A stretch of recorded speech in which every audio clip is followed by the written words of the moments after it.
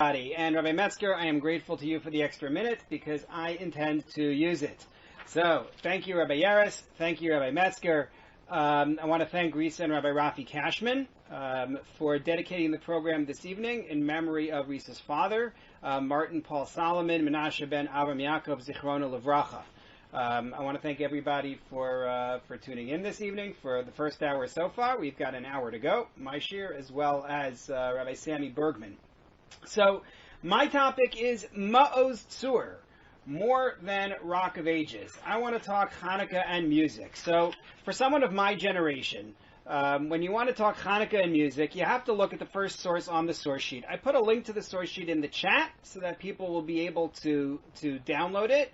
I prefer not to share screen if I can avoid it. So if you can download it, that way you'll be able to get it right there. Also, I see a lot of people have their screens off. I realize that when someone shares their screen, it's more likely that people will just turn their screen off. I'm not sharing the screen. I would love to see you. It's a lot easier for me to give a shir when I can actually see people's faces. So for those who are comfortable doing that, please do. Don't worry about what you look like at 9 o'clock at night. We're all dealing with 9 o'clock at night. Thank you very much. Okay. So, I refer you to the first source on the source sheet. This is from Adam Sandler's original Chanukah song. I don't know how many Chanukah songs he ended up with. I think I was familiar with 3 or 4. But this is his introduction to the first one. And he said on Saturday Night Live, "When I was a kid, this time of year always made me feel a little left out. Because in school, there were so many Xmas songs, and all us Jewish kids had was the song Dreidel, Dreidel, Dreidel. So I wrote a brand new Hanukkah song for you Jewish kids to sing, and I hope you like it." And then he went on with his remarkable song. Question to you. Is that true, that all we have is Dreidel, Dreidel, Dreidel? Besides Maoz Tzur, what else do we have for Hanukkah?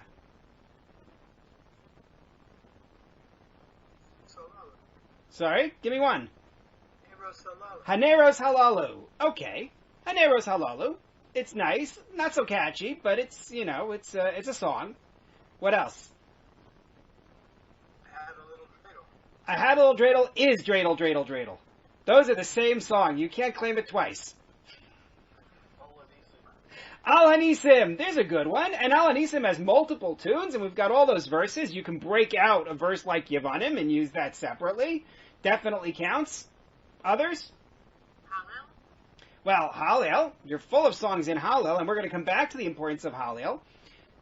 There must be a Jelly Donut song, but I don't know it. Is there a Jelly Donut song? Or are you just too busy with your mouth full, and therefore, I don't know. Jelly Donut songs. There should be Jelly Donut songs. In any case, the confusion about whether we have Jelly Donut songs or not notwithstanding, I want to talk about the song of Maoz Tzur. So Maoz Tzur is actually really old. I assume that the link Rabbi Metzger just put in the chat is for a Jelly Donut song. Thank you. I greatly don't appreciate that. Now no one's going to watch the shir anymore. They're going to be busy with the Jelly Donuts. In any case, first of all, I want to show you just how old Maoz Tzur is. If you look at the second link on the source sheet from the Leket Yosher, which records the practices of Rabbi Yisrael Isserlein, you're talking 15th century Bavaria, he describes how on Shabbos of Chanukah, I'm reading my English translation, you can see the original Hebrew there on the sheet as well, on Friday night, he, Rabbi Isserlein, a major halachic authority, would sing the song Kol Mekadesh, and Ma Yedidut Menuchatech, and sometimes Ma Yafit, and sometimes he would also sing another song related to the day, like Maoz Tzur on Chanukah. In other words, it may have been a Friday night song. Frankly, I think in general, on Shabbos of Chanukah, you are far better off leaving Maoz Tzur to the table Friday night, as opposed to trying to sing it while you're trying to deal with candle lighting, Chanukah lighting, and all the other things that happen on the short Friday of Shabbos Chanukah. But the point is that you can go back to the 15th century and find people singing Maoz Tzur. The author of Maoz Tzur seems to be named Mordechai. 2 points for him. Cantor Bernard Beer has a bit more on the song and the tune. I gave you a link in source number 3 where you can find out more about it. The classic tune is said to be found throughout Ashkenaz, the descendants of German Jewry. Cantor Beer traces it to 2 German folk songs. which is okay. It joins in with Ein Kelokenu and other songs like that. In the 19th century, two American Reform rabbis, Gustav Gottheil and somebody who many of you are familiar with as Marcus Jastrow, created a new version of Maoz Tzur. It was called Rock of Ages, or Tzur Olamim. It seems to have been an attempt to create a sanitized version of Maoz Tzur. Basically, it eliminates the Jewish history, it eliminates the slaughter of our enemies, and it eliminates the desire to build the temple. Take a look on your sheet. It's source number 4. This is the text of Rock of Ages. It's also a lot shorter. Easier to sing on Friday afternoon. Rock of Ages, let our song praise thy saving power. Thou amidst the raging foes wast our sheltering tower. Furious they assailed us, but thine arm availed us, and thy word broke their sword when our own strength failed us. Repeat that line if you like. Then, second verse. Kindling now the holy lamps, priests, or kindling new, I should say, the holy lamps, priests approved in suffering. I don't know what approved in suffering means. They approved kindling the lamps, maybe. Purified the nation's shrine, brought to God their offering, and his courts surrounding here in joy abounding, happy throngs, singing songs with a mighty sounding. Third verse. Children of the martyr race, whether free or fettered, wake the echoes of the songs where ye may be scattered. Yours the message cheering that the time is nearing, which will see all men free, tyrants disappearing. It's a great song about liberty.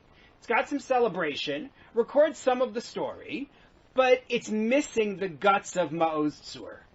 And when I say that, I mean literally the guts of Maoz Tzur. Not just a number of words are cut out, but some of the key ideas of Maoz Tzur are cut out. And that's what I want to spend the next 24 minutes talking about.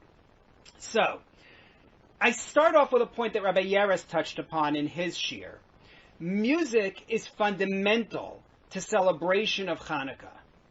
And therefore, Maoz Tzur has to be more than just a nice song. Now, growing up, I thought Chanukah is central to Chanukah, right? That's what you make the blessing on. That's what you gather around and light. It's certainly the flashiest element of it. But the evidence actually points to Halal. Take a look at source number 5, please. Source number 5, a passage from the Talmud. I'm going to, again, post the link for the source sheet in the chat. Source number 5 is the passage where the Talmud tells us what Chanukah is all about. Listen to this. What is Chanukah? Our sages taught. On the 25th of Kislev, there are 8 days of Chanukah, when we neither eulogize nor fast. For when the Greeks entered the sanctuary, they contaminated all of the oil in the sanctuary. And when the monarchy of the house of the Hashmonaim mustered strength and defeated them, they searched and could find only one jug of oil marked with the seal of the Kohen Gadol. So far, so good. This sounds familiar? Right? There shouldn't be any surprises in this part. There was only enough to kindle for 1 day. But a miracle occurred. They kindled from it for 8 days. So far, so good. The next year, they established them and made them Yamim Tovim, Yantif, holidays, with Halal and thanks. Does it say anything about enacting lighting the menorah? Or Chanukiah? No, it does not, right? You won't see that. There are those who actually argue, and I say those not like latter-day figures, but Rishonim, early authorities, who argue that in fact the practice of lighting the menorah does not get enacted until the end of the Second Temple period. They're not lighting the Chanukiah. The way they celebrated Chanukah was Halal v'hoda'ah, Halal and thanks. As Rabbi Yeres noted, if you were to look at Al Hanisim doesn't mention anything about lighting the menorah either.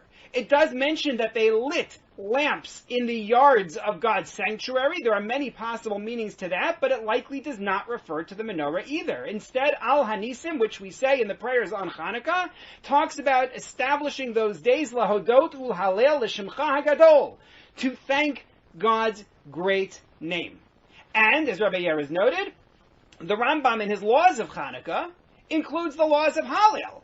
Even though we say Halal for all of the biblical holidays, the Rambam chooses to deposit the laws of Halal in Chanukah. Why? Because Halal is key to Chanukah. What is special? What is the connection between Halal and Chanukah? Let me ask you this question. I've got 21 minutes to go. I'm willing to burn a couple of minutes here. Here's my question for you. Halal is associated with Pesach. Halal is associated with Shavuot. Halal is associated with Sukkot. Why is it that I am arguing? Why is it that the Rambam seems to argue that Halal has a closer connection to Chanukah than to any of those biblical holidays with biblical miracles? What would you say?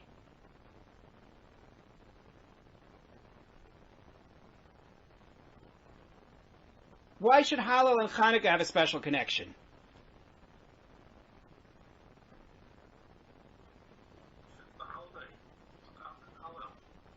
But so are all of them.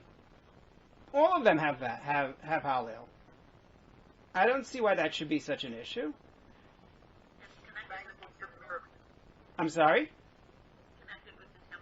Connected with the temple. All of them are connected with the temple, no? They all have, as a matter of fact, all those other holidays have actual sacrifices. Chanukah does not, it's rabbinic. Chani, you were going to say? Maybe because Halal is 8 days. Halal, you say full Halal, and this Hanukkah is also 8 days. It goes up on, there's something maybe mystical about it, or something more deep about it, that we have to say the full Halal on Hanukkah, and we don't say it on Purim, for instance. There's something, I think, something more deeper. I'm not something sure. deeper in the nature of Hanukkah. There could indeed be something deeper in the nature of Hanukkah. It's just so odd. So I'll give you an idea from Rav Aaron Kotler in his Mishnahs Rabbi Aharon, where he talks about two different types of Halal. It's based on a Gemara in Erchin, which I brought you one line from in source number 6. The Gemara in Erchin says that you say Halal for every holiday that has a unique karban, a special sacrifice. That's one reason why we say a whole Halal only in the beginning of Pesach, and then the rest of Pesach we say only a partial Halal. Because the rest of Pesach, the karban, the sacrifice, is not unique. It's the same sacrifice as you bring on day one, as opposed to Sukkot, where it's different on each day. So the beginning of that Gemara says, you say Halal for a holiday that has a unique karban. However, the Gemara then asks about Chanukah. Chanukah doesn't have a sacrifice at all. Why are you doing that? Take a look at source number 6. The Gemara says, Chanukah delo haki velo haki ka'amar. It says, I don't understand. Chanukah, first of all, you're allowed to go to work. And Chanukah doesn't have a special karban. And yet we're saying Halal. The answer is Mishum Nisa, because of the miracle that occurred. In other words, there are two motivations for Halal. One, you sing when you bring a sacrifice to God. And two, you sing in response to a miracle. And Rav Aaron Kotler's point is, the Chanukah Halal is special because it's not about ritual at all. It's not about singing a song while you're bringing a sacrifice. It's only about a miracle. And take a look at his language in source number 7. I love the way he expresses this. He says, Af masha ha'adam ro'eh be'einav. Even that which a person sees with his own eyes, me'atzorech leva'er la'atzmo mashahu ro'eh v'likboa b'hakaraso. He needs to interpret for himself that which he sees and to establish it in his mind. In other words, we need to process things. It's not sufficient for us to simply experience something. We need to process the experience. It has to become part of us, that experience. And the way it works, says Rav Aaron Kotler, is by saying Halal. That is our means of processing the miracle, because we train ourselves to recognize that it came from Hashem. That's the connection. We train ourselves to recognize what the miracle was and to value it. And I'm arguing here that our traditional Chanukah songs amplify that role of Halal. It's not just about the formal Halal that we say as part of prayers. What's my basis for that? The Shulchan Aruch, the Code of Jewish Law. Pretty good source. Take a look at source number 8. Rabbi Moshe Isserlis, in the Code of Jewish Law, talks about our Chanukah meals. He notes that there's no mitzvah requirement of having a special meal for Chanukah.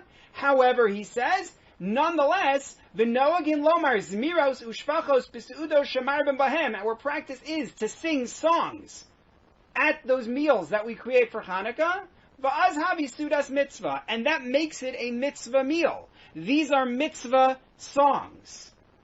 I will add to that a line from Maoz Tzur. In Maoz Tzur, if you take a look, in source number 9, I gave you the Art Scroll translation of Maoz Tzur. So the next to last paragraph, the last line in the paragraph, men of insight, 8 days established for song and jubilation. I apologize for the way that line reads, but that's what happens when you try to translate things linearly from Hebrew to English. 8 days established, meaning men of insight established for 8 days for song and jubilation. That's what we're supposed to be engaged in during Chanukah, song and jubilation. That's what we do, not just Halal, but all the songs that we sing. Which means, to make sure that we are all on the same page still. I know, when a shir starts at 9, you have to really work for it. You can't just sit back. So let's make sure we understand where we are. Number 1, we have established that music is fundamental to celebration of Chanukah. It is our means of processing the miracle.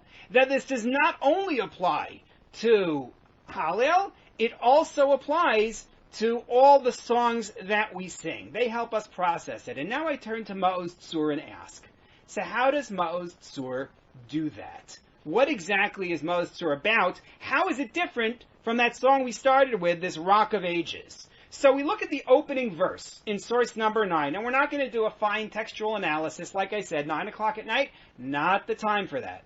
So the opening verse is an introduction. It sets the tone for the song with, by the way, those points that Rock of Ages specifically eliminated. It has in it, O mighty rock of my salvation, to praise you is a delight. Restore my house of prayer, there we will bring a thanksgiving offering.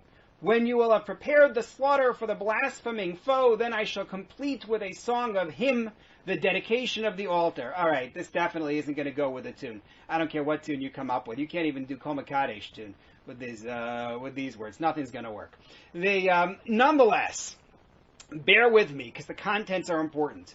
It begins with a prayer for the restoration of the temple, of the Beit Hamikdash, and bringing a Karban Toda, a thanks offering to celebrate. We are taught that the Karban Toda, the thanks offering, is the hallmark of the time of Mashiach. It's about a time of redemption. And it invokes the slaughter of the blaspheming foe. The Hebrew is actually stronger. Mitzar ha-menabeach. What does the term menabeach mean? Anybody know? What is linboach in Hebrew? To bark. Thank you, Chani. It is to bark. The mitzar ha-menabeach, the barking foe. And that's based on a verse in Yeshaya chapter 56 about the fall of the Babylonians. It calls for the slaughter of the enemy. Rock of Ages didn't like that and left it out. But I think it's really important to understand what this is. Keep in mind, we traced Maoz Tzur back to 13th, 14th century Germany. What was the major event for Ashkenazi Jewry, for German Jewry in the 14th century? The defining event for their time?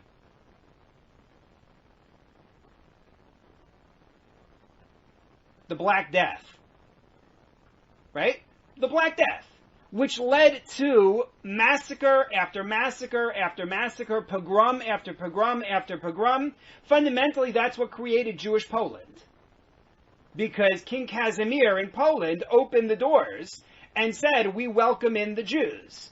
He wasn't the first king in Poland to do it. There was actually a predecessor in the 13th century, but he expanded greatly the options for Jews there, and that's how Polish Jewry grew initially. But this feeling of punish my enemies makes a lot of sense when those enemies are massacring Jewish communities. I may not feel so comfortable, and the authors of Rock of Ages may not be so comfortable with the language, but you have to know where this is coming from. So that's your introduction. It calls for the building of the temple. It expresses outrage at how we have suffered. It calls on God for vengeance. And then look at the next verses. The second verse. My soul had been sated with troubles, my strength has been consumed with grief, they had embittered my life with hardship, with the calf-like kingdom's bondage. Who is the calf-like kingdom? Who is he talking about? Mordechai, the writer of Maoz Tzur, who is he talking about? Who is the calf-like kingdom? If you're not sure, look at the last line in that verse.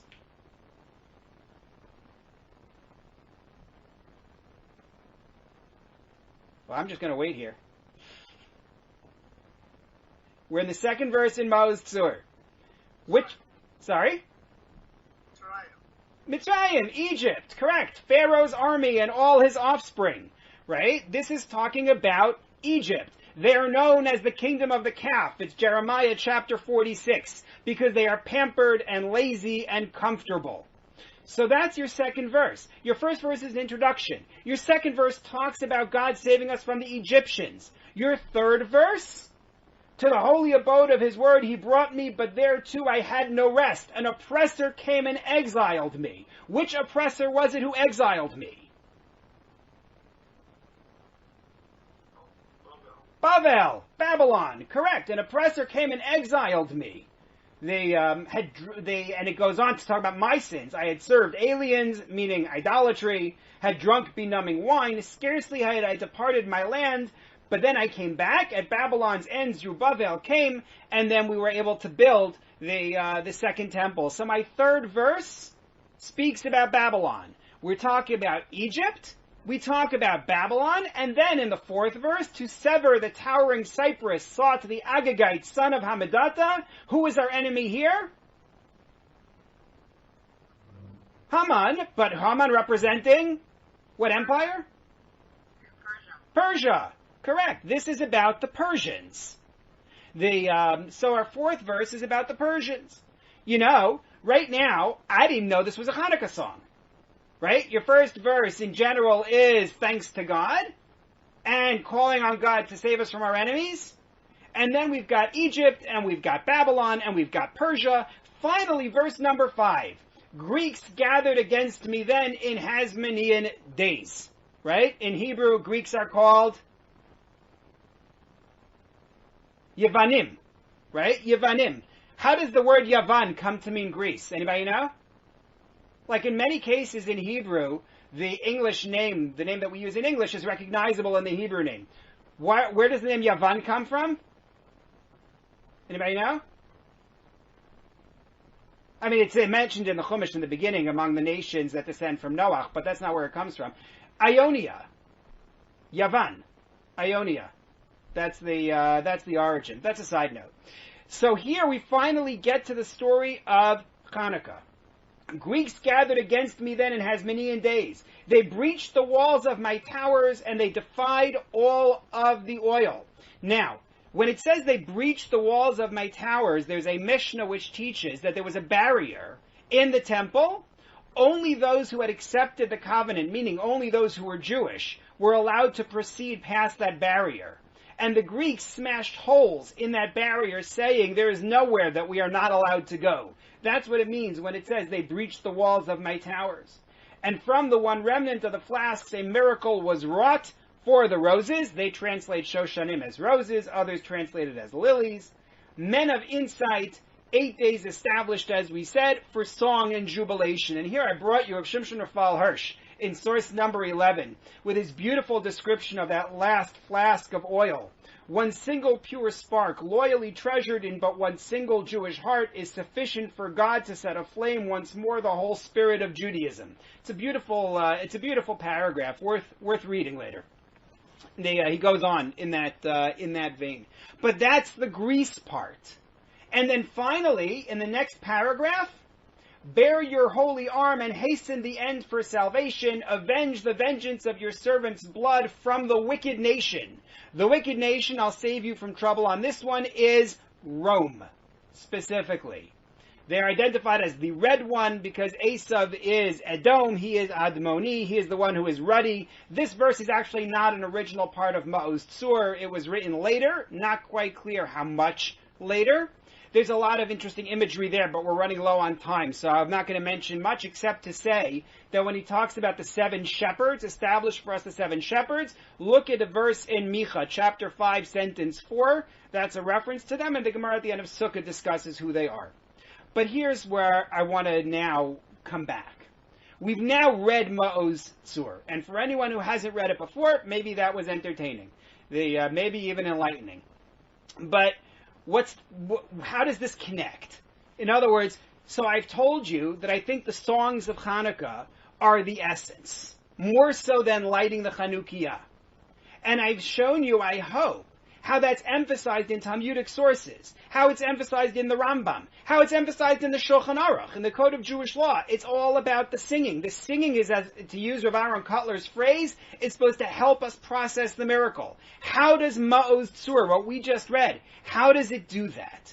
I'm going to suggest 3 things, because it's already 9:25, and I need a minute at the end of the shiur for something special. So let me see if I can get this in here. Number 1, the idea that all of our salvation comes from God. We list all of these different victories, and other than Zerubbabel, we don't mention any human beings. All the victories are described as coming from Hashem. We take the human hand out. It's helping us to process, to understand that what we received genuinely came specifically from Hashem. That's number 1. Number 2, what emerges here is the sense that Chanukah is part of a greater pattern of progress in history. We don't have a song about Chanukah in a vacuum. We have a song that talks about getting out of Egypt. We have a song that talks about getting out of Babylon. We have a song that talks about the Greeks, yes, but it also talks about the Persians, and it also asks for redemption from the Romans. It puts Chanukah in the context of Jewish history as a whole, and Chanukah is only mentioned in verse number 5. So that's a second point. And then third, it presents us with an awareness that our goal is still not achieved. Tikon Beit Tfilati.